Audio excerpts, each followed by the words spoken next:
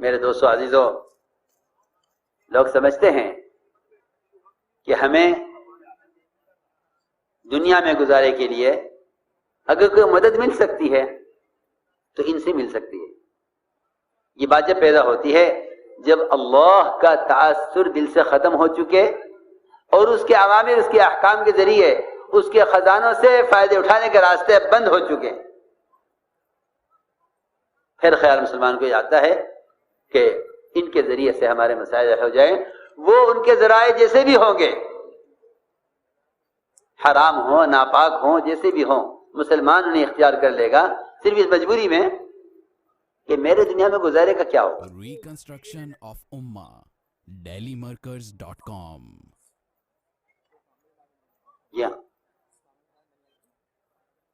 سودی قرضے جو ایک ایسا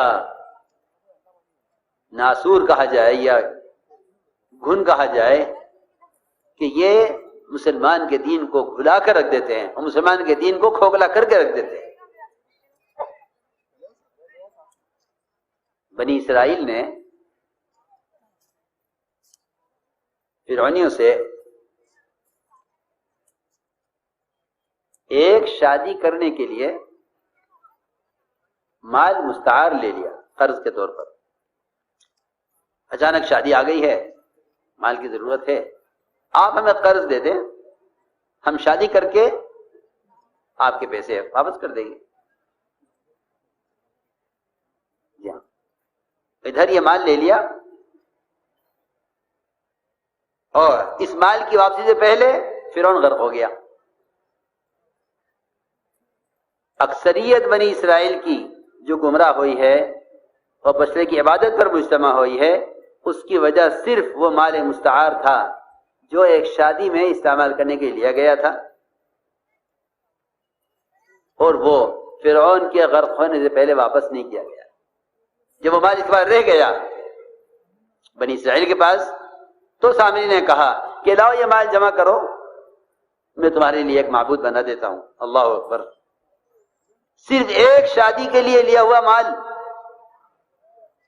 صرف ایک شادی کے لیے لیا ہوا مال اگر اس زمانے میں بنی اسرائیل کی اکثریت کو بچڑے کی عبادت پر جمع کر سکتا ہے تو آپ ذرا غور کریں کہ کتنی طرف سے مسلمانوں کو مال کی پیشکش ہے۔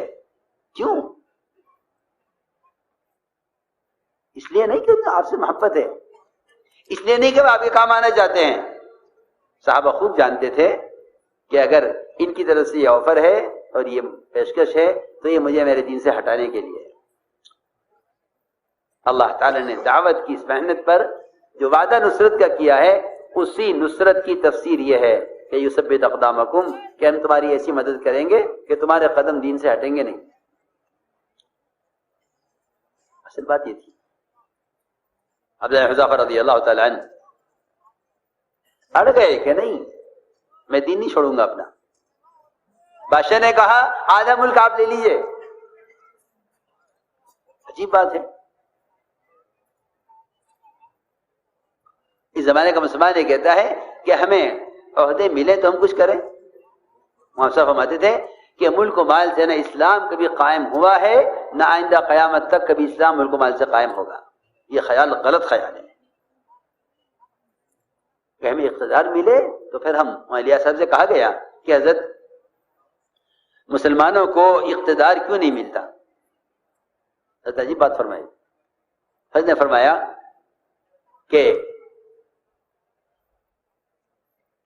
جتنے کام مسلمانوں کے وہ ہیں جن پر انہیں اختیار ہے، جو کم سے کم ان کے بدن سے متعلق ہیں، نماز ان کے بدن سے متعلق ہے، روزہ ان کے بدن سے متعلق ہے، زکوٰۃ ان کے مال سے متعلق ہے، جس پہ کلی اختیار حاصل ہے، روزہ ان کے بدن سے متعلق ہے، حج ان کے بدن سے متعلق ہے۔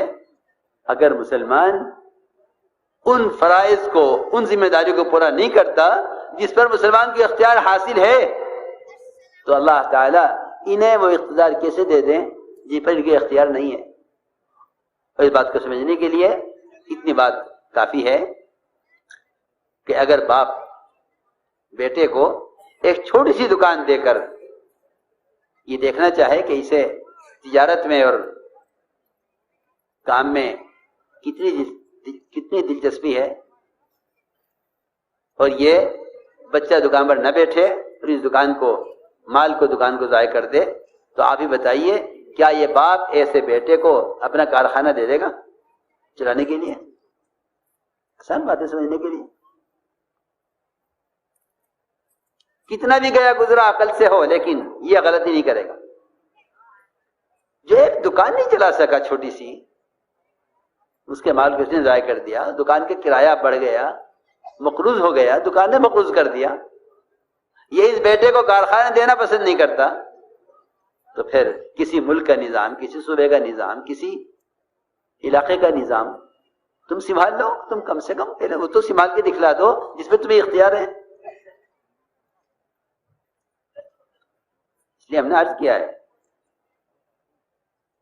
کہ سب سے پہلے مسلمان لالچ میں آ کر دین کو چھوڑتا ہے، اس لیے کہ جب اللہ کے خزانوں سے لینے کا یقین اور اللہ کے خزانوں سے بغیر فائدہ اٹھانے کا معمول نہیں رہے گا تو انہیں اپنا دین بیچنا پڑے گا اپنی دنیا کے لیے. دین بیچنا پڑے گا دنیا کے لیے. وہ ہم سے دنیا کا سودا اس لیے کریں گے تاکہ انہیں ان کے دین سے ہٹایا جائے.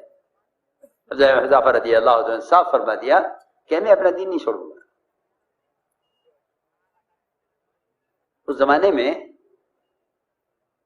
نصرانیت کا تصور صرف قلبی ارتداد کے اعتبار سے نہیں تھا. میری بات توجہ چاہے گی بہت. اس زمانے میں نصرانیت کا تصور صرف قلبی ارتداد کے اعتبار سے نہیں تھا، بلکہ معاشرہ، معاملات، اخلاق، عبادات، ہر اعتبار سے اپنے اسلام اور اپنے دین کو ان تمام اعتبار سے نصرانیت اور یہودیت سے اور کفر سے بچایا جاتا تھا کہ تمہارا کوئی ایک فعل بھی، یعنی آپ اندازہ کریں کہ روزہ جو ایک جسمانی عبادت ہے اور جسم کی طہارت کی عبادت ہے. میری بات بہت توجہ چاہے گی. جسم کی طہارت کی عبادت ہے. روزہ جسم کی زکات ہے، جیسا مال کی زکات ہے. اپنے بدن کو پاک کرو گناہوں سے روزے کے ذریعے. اس روزے میں بھی فرمایا کہ ہمیں چاہیے کہ ہم روزے میں بھی یہود کی مخالفت کریں. وہ ایک روزہ رکھتے ہیں، تم 2 روزے رکھو. اللہ اکبر. اب سوچئے کہ جب روزے جیسی عبادت میں ان کی مخالفت کا حکم ہے تو جو چیزیں اسلام میں ہی نہیں ہیں اس میں ان کے مطابقت، ان کی مشابہت کا کیا سوال ہے؟ تم اپنی شادیوں میں، اپنے لباسوں میں، اپنی ضروریات زندگی میں ان کے طریقے اختیار کریں اور یہ کہے کہ اسلام تو نماز، فرائض، زکوٰۃ، حج اور روزے کا نام ہے. میں نے عرض کیا کہ یہودیت اور نصرانیت باعتبار پورے دین کے، باعتبار عبادات، معاملات، اخلاق اور معاشرے کے، آپ نے فرمایا کہ میرے صحابہ یہ ایسے ہیں کہ جو سفید بیل کے پہلو میں چند بال سیاہ ہوں یا سیاہ بیل کے پہلو میں چند بال سفید ہوں. جس طرح یہ الگ، ممتاز اور چمکتے ہوئے نظر آتے ہیں، آپ نے قیامت تک آنے والی امت کو ایسا بیان کیا تھا. یہ امت کے لیے صحابہ کا تعارف نہیں ہو رہا تھا، بلکہ آپ نے اپنی امت، قیامت تک آنے والی امت کی، قیامت تک آنے والی اپنی امت کے لیے یہ امتیازی شان بیان کی تھی کہ میری امت ایسی ہوگی. جو کہہ رہا ہوں میری بات توجہ چاہتی ہے. یہ نہیں تھا کہ یہودی نصرانیت کا مطلب یہ ہے کہ مسلمان عقیدے کے اعتبار سے نعوذ باللہ نصرانی ہو جائے؟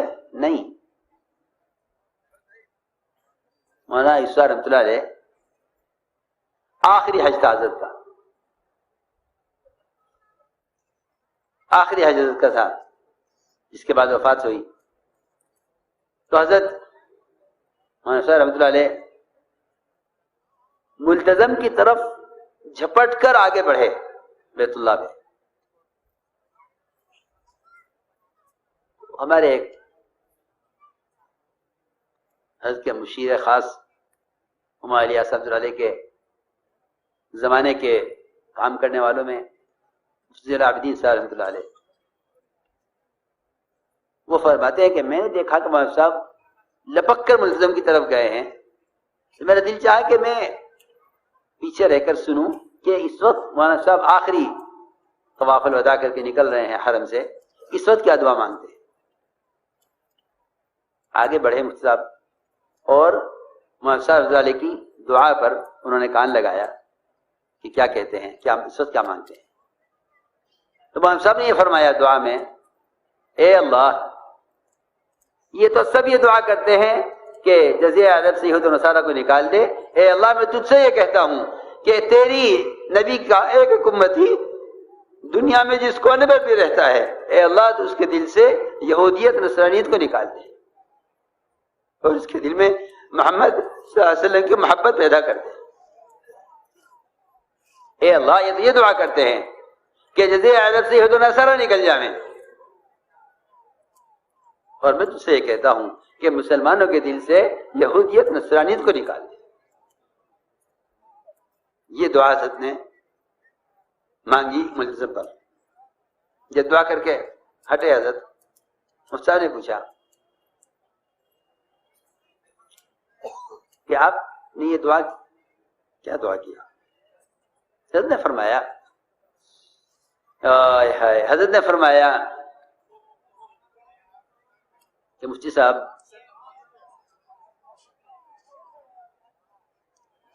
یہ عرب یوں خوش ہیں کہ یہود و نصارہ یہاں داخل نہیں ہو سکتے، اور وہ یوں خوش ہیں کہ اگر ہم یہاں داخل نہ ہو سکیں تو کیا بات ہے، ہمیں کوئی یہاں داخل ہونے کا شوق نہیں ہے. ہم نے ان کے معاشرے میں، ان کے شادیوں میں، ان کے لباسوں میں، ان کے طریقوں میں، ان کے کھانے کمانے میں، ان کے عیش و آرام میں ہم نے یہودیت نصرانیت کو داخل کر دیا ہے. ہمیں اس کی پرواہ نہیں کہ ہم یہاں داخل ہوتے نہیں ہوتے. یہ حضرت جواب دیا. ہم ان کو اندر سے بدل چکے ہیں. ہمیں اس کی پرواہ نہیں ہے کہ ہم یہاں داخل ہوں یا نہ ہوں. ہمارا جو یہاں داخل ہونے سے مقصد تھا وہ پورا ہو گیا کہ ہم نے ان کی شادیوں میں، ان کی تجارتوں میں، ان کے لباسوں میں، ان کی شکلوں میں، ان کے تمام تعلیم اور تعلم میں، ان کی زندگی کے تمام شعبوں میں ہم نے اپنے طریقے ایسے رائج کر دیے ہیں جو ان کے اندر ایسے پیوست ہو گئے ہیں کہ یہ ان طریقوں کے بغیر اب زندگی گزارنے کا بھی تصور نہیں کر سکتے. ہم نے ان کو ایسا کر دیا ہے. یہ مجھے عرض کرنا تھا. تو میں نے میرے دوستوں عزیزوں، بادشاہ نے کہا کہ میں تمہیں دعوت دیتا ہوں یہودیت کہ نصرانی ہو جاؤ. تو میں کہ نہیں، میں نے سنس قبول نہیں کروں گا. بادشاہ نے کہا کہ تمہیں قتل کروں گا. کہ کرو، ہم تو جان لی پھرتی اسی کام کے لیے، یہ کام آ جائے اللہ کے دین کے. یہ تو تم نے ہماری اپنی خواہش کی اور ہماری چاہت کی بات کر دی کہ جان لینا چاہتے ہو لے لو. بادشاہ اس امید پر تھا کہ یہ قتل کے ڈر سے اسلام چھوڑ دیں گے. بادشاہ نے کہا کہ میں تمہیں قتل کرو. ان کے سامنے قیدیوں کو گرم پانی میں جلایا گیا. 2 مسلمان قیدی ان کے سامنے جلائے گئے، یہ دیکھ رہے تھے. بادشاہ نے کہا ان کو بھی ڈالو دیگ میں. یہ رونے لگے. بادشاہ سمجھا کہ شاید گھبرا گئے ہیں. بادشاہ نے کہا کہ کیوں، اب کیا چاہتے ہو؟ کہ میں رونے کا مقصد کی وجہ یہ نہیں ہے کہ مجھے جلایا جائے گا. میں رونے کی وجہ یہ ہے کہ میں اللہ کے سامنے ایک جان پیش کرتے ہوئے ڈر رہا ہوں. کاش میرے پاس میری بدن کے بالوں کے بقدر جانیں ہوتی، میں ایک ایک جان اللہ کے لیے اس دیگ میں ڈالتا۔ آپ اندازہ کریں، ہم اپنی تجارت کے لیے، اپنی ملازمت کے لیے، اپنی ضروریات زندگی کے لیے غیروں کے سامنے کتنا رسوا ہوتے ہیں، کتنے خوشامد کرتے ہیں۔ وہاں اللہ کے سامنے جان دینے کے لیے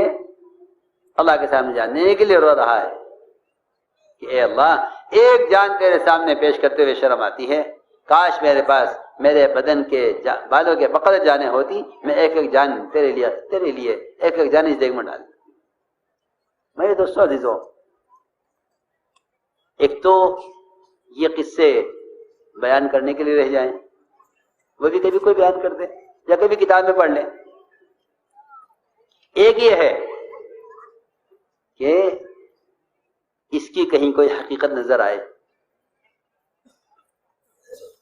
یاد رکھو، کسی بھی عمل کے، کسی بھی مدد کی حقیقت کا تعلق محض ایمان سے ہے، وہ محض ایمان سے ہے، وہ محض ایمان سے ہے، کیونکہ اللہ رب العزت نے ایمان میں یہ تاثیر رکھی ہے کہ مومن نہ اللہ کے غیر سے ڈرے گا، نہ اللہ کے غیر سے امید کرے گا۔ یہ دو چیزیں مومن کی اللہ کے غیر سے پوری طرح کٹ جاتی ہیں، امید اور خوف، کیونکہ یہی دو چیزیں اس کے درمیان انسان چلتا ہے، امید اور خوف۔ امید اور خوف، یہ دونوں کا اللہ کے غیر سے کٹ کر صرف اللہ کی ذات کے ساتھ امید اور خوف کا تعلق ہو جائے تو فرمایا کہ ایمان کی حقیقت انہی دو کے درمیان میں ہے۔ اور ایسی ہے کہ عمر رضی اللہ فرمایا کرتے تھے کہ اگر یہ اعلان ہو جائے کہ تمام لوگ جہنم میں جائیں گے سوائے ایک فرد کے وہ جنت میں جائے گا، تو فرماتے تھے کہ مجھے اللہ کی ذات سے اپنے بارے میں امید ہے کہ وہ عمر ہوگا۔ اگر اعلان ہو جائے کہ تمام لوگ جنت میں جائیں گے، ایک آدمی جہنم میں جائے گا، تو حضرت فرماتے تھے کہ مجھے اس بات کا اندیشہ اور خوف ہے اپنے بارے میں کہ وہ عمر ہوگا جو جہنم میں جائے گا۔ امید اور خوف، ان دونوں کے باعتبار حقیقت کے وجود میں آنے کا، میرے دوستو عزیزوں، اس کے لیے یہ دعوت ہے، اس کے لیے دعوت ہے کہ سب سے پہلے کلمہ لا الہ الا اللہ، جس سے ہر امید ہر خوف کا تعلق ہے، سب سے پہلے یہ کلمہ لا الہ الا اللہ، اس کو اس دعوت میں لایا جائے، اس لیے کہ اسی کلمے کی طرف ساری انسانیت کو دعوت ہے، اس کلمے کی طرف ساری انسانیت کو دعوت ہے۔ لیکن یہ بات ذہن میں رہے کہ اس کلمہ لا الہ الا اللہ کا سب سے زیادہ حقدار خود مومن ہے۔ فرمایا قرآن میں الزمہم کلمۃ التقوی وکانوا حق بها واہلها، کہ ایمان والے کلمہ لا الہ الا اللہ کے زیادہ حقدار، زیادہ اہل ہیں۔ کیوں؟ اس لیے کہ اس کے سارے اوامر اور احکام مومن سے متعلق ہیں۔